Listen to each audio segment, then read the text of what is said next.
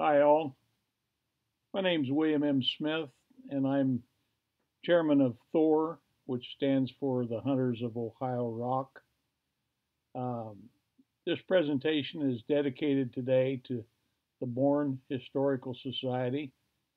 The Bourn Society was incorporated in 1921, and next year, in 2021, they'll be celebrating their 100th anniversary. They're located in Bourne, Cape Cod, Massachusetts. This presentation will cover translation of the Bourn Stone as a stepping stone for the shipwreck of the fisherman Michael Cordereel in 1502 and his struggle for survival in the New World. Uh, Many thanks to Mary Sikyo for her interest in our work, and many thanks to the THOR group for their endless work. First slide before we get into Michael's voyage is uh, to go back to 1420 when his father, Joe Vaz Cordereel, was born in Altamira, southern Portugal, 27 miles north of Faro, and about 50 miles west of Segres, Portugal. Joe was born in 1420 in the town of Faro. He spent much of his life in Altamira area before he entered Henry the Navigator's school in Segres, Portugal, where he obtained the highest order of the Knights of Christ and became a noted explorer who rediscovered the Azore Islands, where he settled and established a fishing port on Teresa Island in the town of Angra. He and his wife, Maria de Abaca, and their had three sons. They had Michael in 1448, Caspar in 1450, and Vasco in 1465.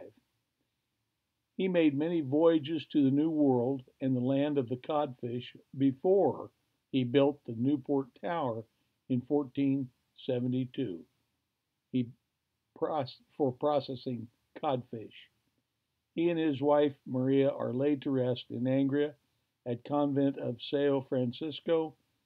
The story is of Michael Cordereel, the oldest son of Jao, and his last voyage to the New World in 1502. Michael Cordereel was born in the Azores on the island of Teresa in the port of Angria before he entered school in Segres, where he became of the highest order of the Knights of Christ, following his father's footsteps in the fishing industry as well as his brothers. He had made many trips to the New World after 1472 with his father before his fateful 1502 voyage seeking the loss of his younger brother Caspar, who disappeared in 1501 on a fishing expedition.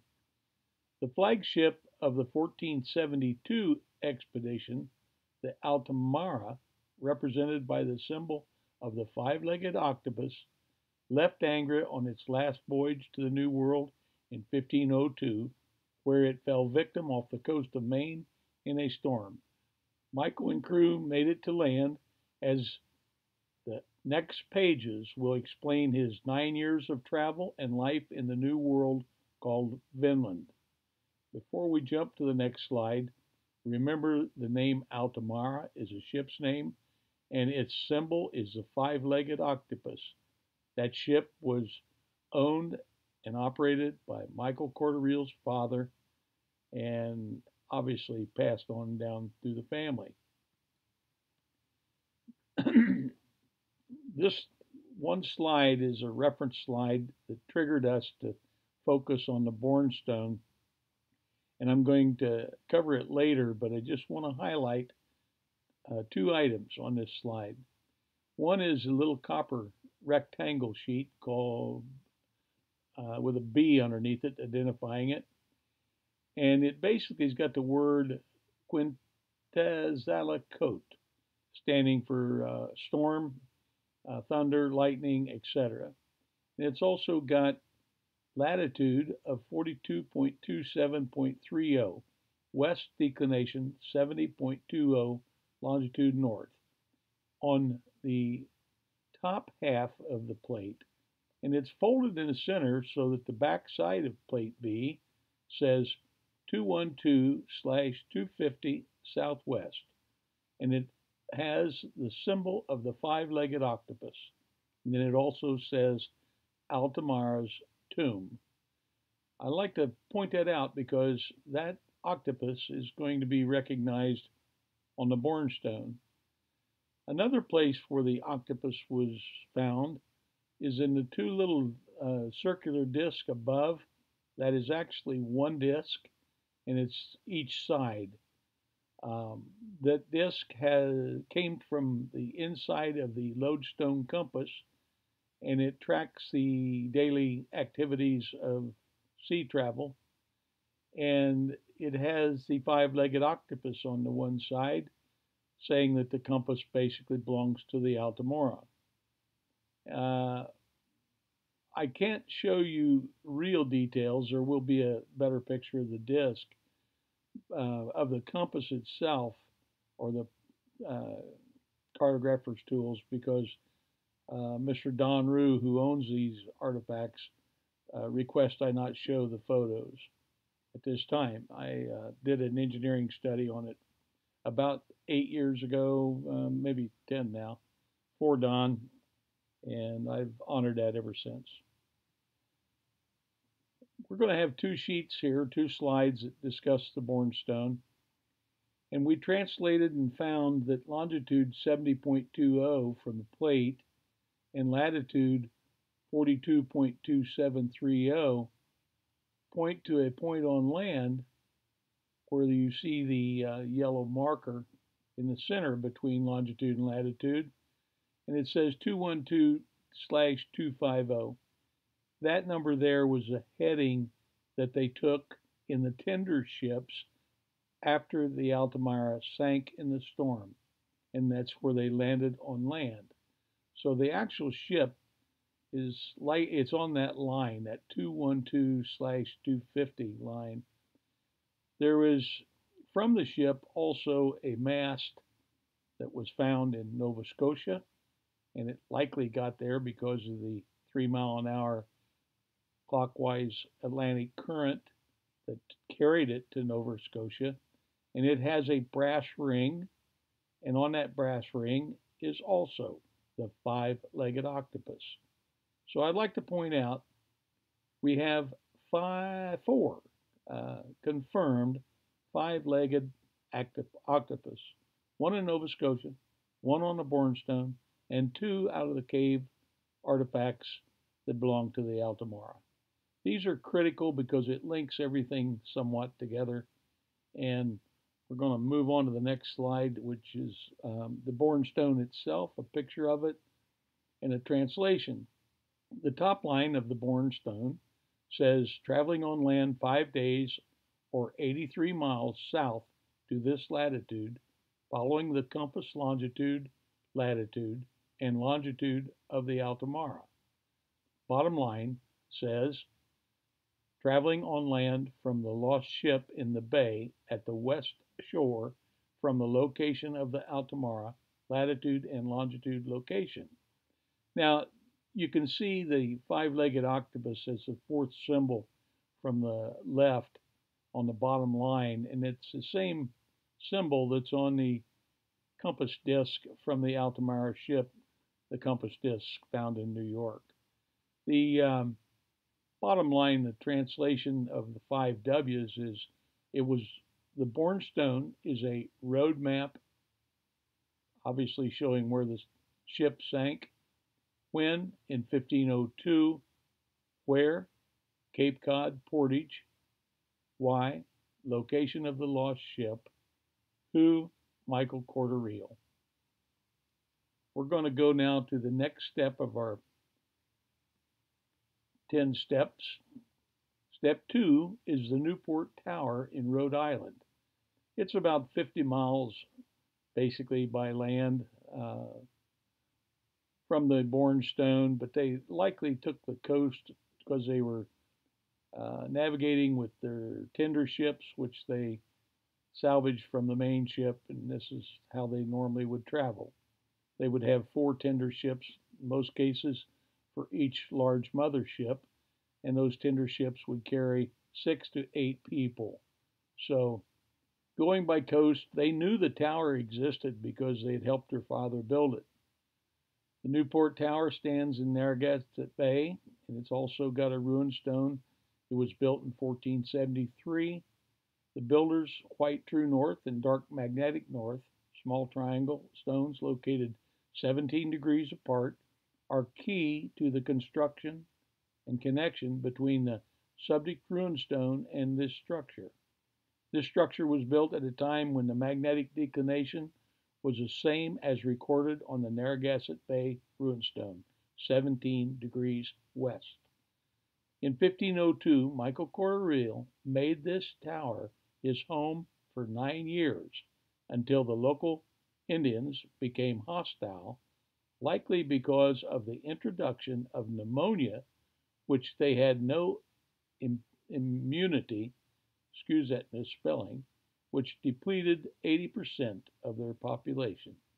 In 1511, they left Newport, and the next stop was Dighton Rock. Their likely reason for leaving was the Native Americans finally realized that they had to go. Our next stop is north of the Newport Tower, about 30 miles by water, at the base north end of the Long Bay, Narragansett Bay. The Dighton Rock was recently relocated to higher ground in order to save it from the rising sea level. Thanks to Dr. De Silva, this took place a few years back, and now there's a nice museum built around it. At a rate of sea level of 1 foot every 100 years, it indicates it may have been carved about 500 years ago. The few translated words on Dighton Rock indicate Michael Corderreal was there in 1511. In 1511, the shipwreck survivors of 1502 had to leave the Narragansett Bay area because of the Native Americans turned hostile toward the Europeans due to the introduction of pneumonia in 1472, which killed 80% of their population. I know that's a repeat, but that's very important because at the same time 80% of the Narragansett Indians passed, the 10 men dead on the Kensington Runestone in Minnesota is likely Native Americans that were with that party that also caught pneumonia in 1472 when that stone was placed there by Michael Corderreal's father.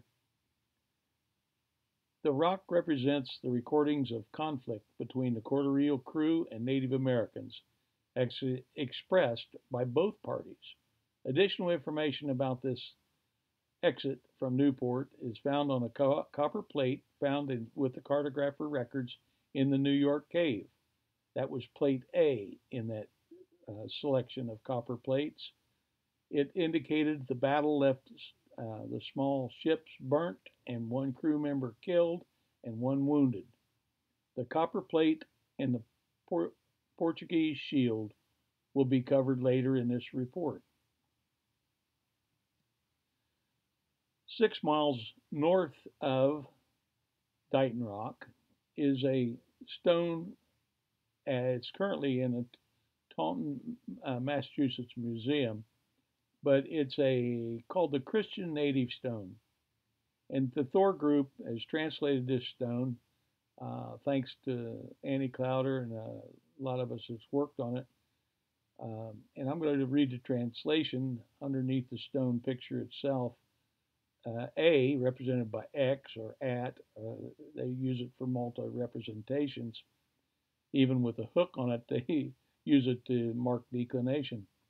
A group being a face with 3 feathers of Native Americans in canoes, represented by the V, attacked us from all sides, represented by the rectangle, and we fled on foot with our wounded, represented by the bottom line symbols of feet and the 45-degree angle stick person who is not laying flat and dead, not standing up, but is wounded and needed aid to be carried. Um, this is about all I can say about this stone, except that's our translation. And the copper plate you may see again that explains the same thing this does about the battle in the New York cave. And as we go through here, you'll see how things link and kind of pass. Before we talk about this fifth step, there's a 4.5 step that we left out, and it's called the Westward Night. We left it out because it's questionable in the academic world whether it's natural or whether it's really a justified grave site. It's about 50 miles north of this Creek Stone and Dighton Rock where the battle took place, and it's in the almost direct line to Winnipesaukee Lake, Portage, about 50 miles on north, about 100 miles from Newport Tower, where this stone was found, and it's called the Mystery Stone of New Hampshire. The Mystery Stone was Joe Corderill's lodestone used in his ship Altamara compass during the 1472 expedition to claim new land in the New World. The stone carvings were added by John Scolvus after his journey to West Finland by way of Hudson Bay and returned by the way of the Great Lakes in 1472. The carving represents the lifestyle of the Mandan Indians in Minnesota. The stone was lost at Lake Winnipesaukee in 1511 by Michael Corderil until it was recovered in 1872. The loss of the lodestone from the compass made the decision to leave the cartographer tools in a cave in Hunter Mountain in New York an easy decision. The next step will explain the Hunter Mountain cave artifacts, why they were left, and basically shows the transition from using a magnetic compass to going to lunar navigation. This is a site called the Milan Declination Site, and it's step 6 of 10 of our journey. There's a lot of pictures of the Mystery Stone, the Copper Harbor. These are reference things to these carvings. This site, I can't give the exact location. It's owned by one of our THOR members,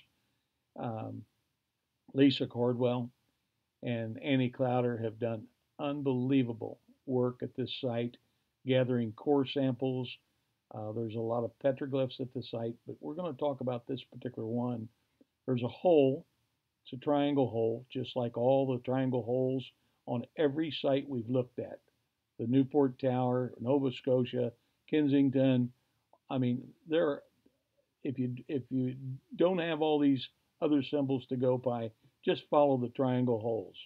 And you'll find that the deeper the hole, the more magnetism the rock is. And they're after the magnetite to measure local magnetic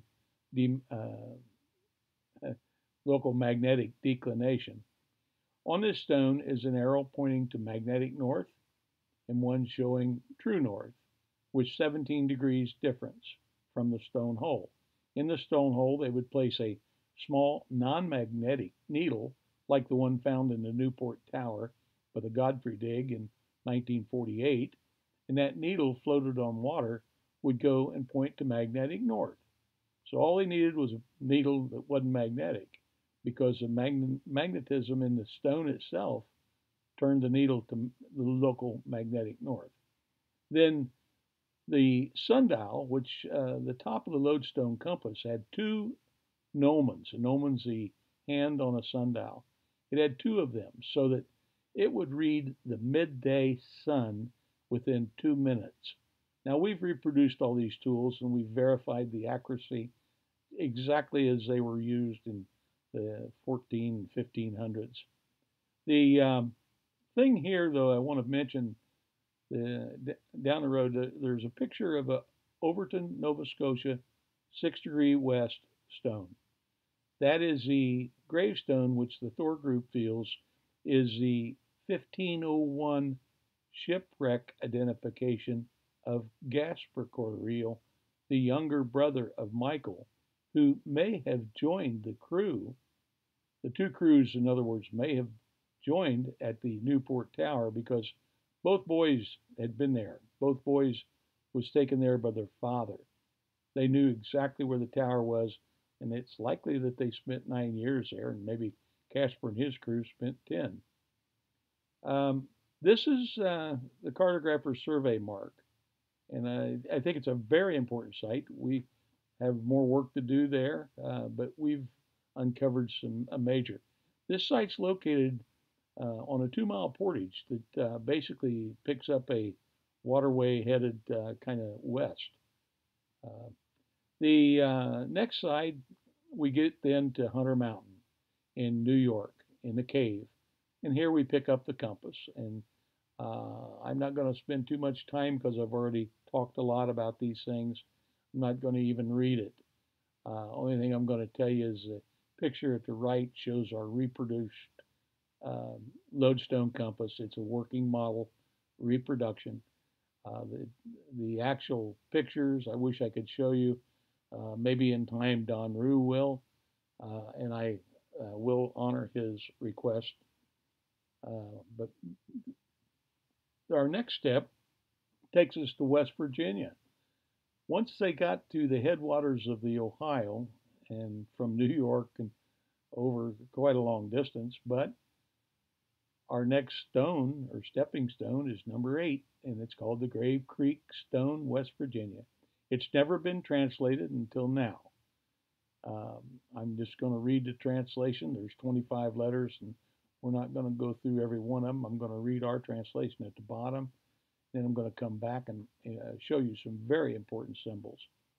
With a sundial compass, the latitude reading at this location pointing north, the sundial new reading of latitude is 1 unit less than old latitude. The west longitude is lower than the old. The new longitude, east and west, is getting less as measured with the sundial at true north. At our old sundial location, we're attacked by Native Americans with bow and arrow. We are Knights of Christ, represented by the triangle as on the Newport Tower. The map below shows we are from the east coast going to West Vinland. I want to point out a couple little key things here. On the third line down, if you look to the next to the last symbol, it's a bow and arrow. Remember seeing the arrow before on the earlier stone where after the battle at Dighton Rock.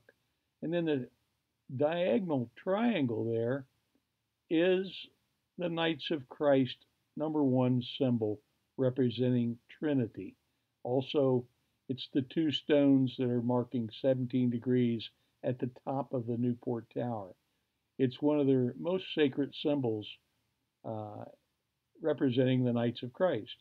That's a military order that's came after the Templars were removed in the early 1300s, but the Knights of Christ continued on as a military order for Denmark and Portugal and the kings of both countries, and all the Cordereels became of the highest level of that group and organization. And I'd like to point out, before we get to the next few stones, that the Knights of Christ all of them went to Henry the School of Navigation, but their first basic known religious building was in Tomar. And the interior of that building is almost the replica of the Newport Tower, but that's on the northern part of Portugal. But they were all over Portugal, and it's starting to all come together. And I think, thanks to a lot of people, that's going to take place very shortly because of our new technology. Okay, we're going to go now to the next stone, which is another fishnet anchor. And it was common to have fishnet anchors in the tender boats because when they set their nets out, they needed stones to hold the nets to the bottom. This is called Charles Maddox stone to me because he presented this stone to me in 2008, and we basically deciphered it way back then. And I'm not going to read all this here because I want to get right to the facts. The next slide is the same stone. The one side of the stone, if you look at the picture to the left, at the top, it's latitude readings on the Earth's surface. And below the hole in the stone, you'll see a little bit of a curve. That's the Earth's surface. Um, Come on down to the triangle formation with the curved bottom represented by the right side of the stone. That's the sundial with the curved bottom. So you can rock it when it's lined north and south. We'll point out there's a sundial that still exists at Henry the Navigator's School of Navigation. But right in the circle with the dot in the center represents the midday sun, when the sun is directly overhead and its shadow is the shortest. And at that point in time, they looked for the moon at the midday, which is represented by the oval shape directly above it. You go to the top of the sundial, the triangle, and you'll see the triangle again represents the North Star pointer and sundial gnomon. And it also represents the Knights of Christ from Portugal. All of these things kind of add up. Okay, so they're telling us how to read a sundial and how to navigate to determine longitude and latitude. Latitude by the sun, longitude by the position of the moon. The moon moves 12 degrees every day. They knew that. Unless they moved east or west longitudinally, then the 12 degrees would vary, and the amount it varied gave them their new position. The Bourn Stone flipped on its side 2 is a recording. And to read it, the V at the top left of the hole with 3 lines in it says we have 3 boats or canoes. The center line, which starts out close to the hole and is straight down through it with 6 marks, is a distance recording. On water, distance was 72 nautical miles each day. And that distance is because at sea they used 3 miles per hour as a standard average speed. And this goes way back in time when they calculated this by measuring the Earth's surface, measuring the average winds and the currents, and even when they started making maps. And the so that makes a distance of 432 miles. And it's simple, 6 times 72.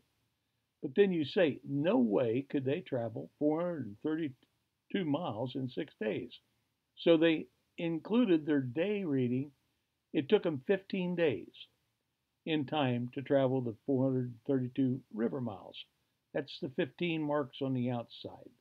And this is well within the range of distance because the Roman armies established in 8 hours they could travel 24 miles.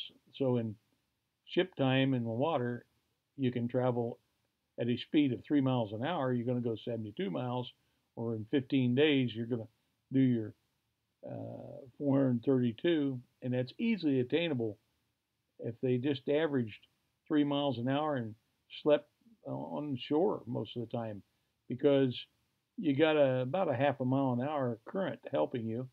So if you traveled 2.5 miles an hour, you'd make it. And 432 divided by the number of days, it's easily attainable. They had to average 22 miles an hour on water. You can do the math to double check it. I rough estimated it. Okay, from the Maddox stone, we're going to get to basically the last step, the Ohio rock. Not going to cover it too much. It's again a 500-pound sandstone found in 1977 in Adams County, Ohio, about 10 miles from the Maddox stone we just looked at. It was on the north shore. The Ohio rock is where the Maddox stone was found at an Indian site 10 miles south in Kentucky. But they're both connected, obviously. The thing I'm going to spend a minute here to tell you is When my wife found this stone, the only thing showing was a corner at the top of the stone. It was laying flat on the ground, and that little shield in the top corner with a dot on each side, and all of it's carved.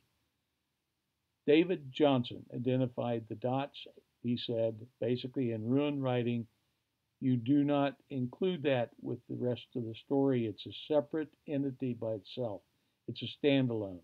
In this particular case, it's a signature. The shield signature, like the shields on Dighton Rock, this is the Knights of Christ shield for protection. The stone laid flat like a dinner plate would and covered with, say, 2 inches of soil. And as it rained, it would wash the soil from the center to the outside, forcing hydraulics to, over time, raise it to the surface, and you would see the outer rim of the arrow, just like you would with a dinner plate. Why would they go to such length to carve a stone to bury it in the ground? Well, number one, they used it to make a sundial to determine latitude and longitude where they were. And they knew they were in the dead center of Vinland because they were exactly in the pole line distance between the Newport Tower and the Kensington ruin stone. The rock was laid flat, covered, and I want to point out that about 100 miles north of here, on the Hopewell Road, which is where they camped, at the south end of the Hopewell Road, where the short-legged bison used to migrate from Kentucky into Ohio and fed the ancient Hopewell Indians. But 100 miles north at Newark, Ohio, is some of the artifacts that were likely buried here before the Indians claimed ownership of those items. The three I'm aware of is one called the Decalogue Stone. It's the Ten Commandments written on 2 pieces or 3 pieces of stone with a box with a lid in ancient Hebrew. The other is a triangular stone that looks like about an 8-inch long bob. The sides make 26.5 degrees, and it works perfect in this sundial, and it works perfect when you put that step in the dial and put a rod toward the North Star to make the angle with the Earth at 26.5 degrees, the same as the holy angle of the Egyptians, the same as the base angle of the lodestone compass, the same as the probably other indications, latitude of the beginning. But we're not into that. We're talking about the Bourn Stone, but this is someday maybe people will put up a little more together than we have. Well, with that, the next slide is kind of a recap of the steps we've taken to go from step 1 to step 10. And we started in 1502 and ended up in 1511. I'm going to say something here that THOR wants to say, and that's, as we look for the future stepping stones, we must understand those of yesterday. Happy birthday, 2021, Bourn Historical Society. The next slide is the summary, and it's really not the end or the beginning. It's just a pause. Our story of the expedition of Michael Cordereel will pause at the center of Vinland. However, we will continue to search additional sites for additional stepping stones of the expedition. The following potential steps are currently under study. 1. The Falls of the Ohio, 6 skeletons found in armor. That's about 100 miles downriver from the Ohio Rock in Adams County, Ohio. It's in Kentucky, far western Kentucky. The 6 skeletons have helmets that had nose guards, and they're not Spanish like they think they were, but they're Turks. And the Turks fought the Portuguese and Danes, and they are spoils of war, in our opinion. There's other evidence, there's coins and things that indicate the people got there. But 6 skeletons. If those 6 people with armor were in a boat, one of our tender ships, one of the 3 tender ships that left Adams County, maybe it was the head crews with Michael aboard and maybe his brother Gasper, and they would have been of a stature to wear armor. Maybe it capsized, and maybe armor was the fate of why they drowned if they did. Number 2, the Heavener, Oklahoma Ruin Stone. The Heavener Stone we've studied. About 5 years ago, Damon Capps and myself went to the stone because Crystal Trickle, THOR member, indicated she had studied it and it looks like a sundial or a midday sundial. And we took a lot of sophisticated equipment. We did soil core sampling to find out how much new soil was built above the chips that fell to the ground when the carver carved the 8 runic letters that are 8 inches high and quite deep. And there was plenty of chips at the 5 to 7 centimeter level where it indicated it was carved 500-600 years ago. We did other studies. We took a very sophisticated digital transit. We measured the true north and south degrees was within 0.002 degrees of true north and south. The top of the stone, flat surface to the ground, is 12 feet. The variance from vertical is less than 2 inches. When we were there, we were fortunate enough for the midday sun to rise from the east and cross to the west, and it was like turning the west side lights on the midday sun. Now you would say, well, how do you do that? It's got an enclosure. Well, fortunately, when they built the enclosure, they put plexiglass on the top so that it let a little sunlight in, and at midday it is amazing. Okay, enough of that. The third thing is new to the group. It's the Cimarron stones in New Mexico, and we're hoping to study that because they are stones of ancient Hebrew recordings, and we're feeling that it's possible that the 2 boats that made it through the falls, made it to the falls past the falls of the Ohio, made it to Heavener, Oklahoma, made it on to possibly New Mexico, were the indentured Jews who worked for the Quarter Eels because they were frankly kicked out of Spain, Portugal, and France in the mid 1300s, but allowed to go and settle new lands if they denounced their faith and became supporters of the Knights of Christ. And we feel that there could have been some of these people made it on to continue their life, but we're going to stop at basically the Ohio Rock. Before we leave, the Bourn Historical Society, I want to thank them much, and their mission is as a bridge from the past to the future. The Bourn Historical Society is committed to preserve, protect, present, and promote the history of Bourn. Their contact is below that. Their email is down there.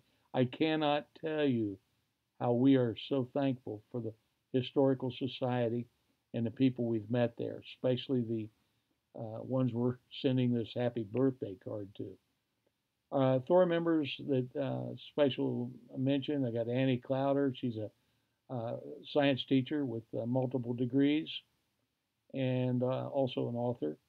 Lisa Caldwell, she's a researcher from New Hampshire. She's got property that we're currently under research with petroglyphs. It looks like it was Michael Cordereel campsite. We have Cheryl Smith Profiter. She's an engineer in Washington, and she's my daughter, and she helps me with some of my poor communications. I got Lynn Graham. She's a researcher from California. She has a couple stones which indicate the voyage of Drake in the late 1500s when he sailed up the west coast of California with magnetic declination. Then we have Joe Pintendo. He's a researcher from Portugal, and Joe is an outstanding historical research guy. He's contributed much, much to the THOR group and our work. And, I hope someday I can speak a little of his language, which he's he's got to be our best translator we got. Then we got David O. Johnson. He can read the old stuff because he's a runic expert. He's the guy that changed the meaning on the Kensington rune stone by one letter. And that letter, everybody said it was dead, but the word dead was not spelled like that in ancient times. It was death. So the 10 dead were not crew members.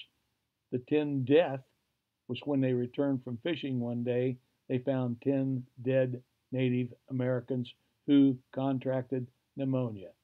And I had my doctor, Mr. Baker, verify that would be the description of their death after 12 days of contact. So then we got Bettina Silva. She's a researcher also from Portugal, new to the group, and basically she's spending time reading our email logs and libraries and 43 years of research. So she's kind of new. Then myself, I'm an engineer from Ohio, and my contact and email is at the bottom. With that, I'm going to thank everyone for their time, and if I'm too boring, just basically close shop and cut the sound down and read it. It'd be a lot faster and probably more accurate. Thank you all for observing this. And again, happy birthday, Bourn Historical Society.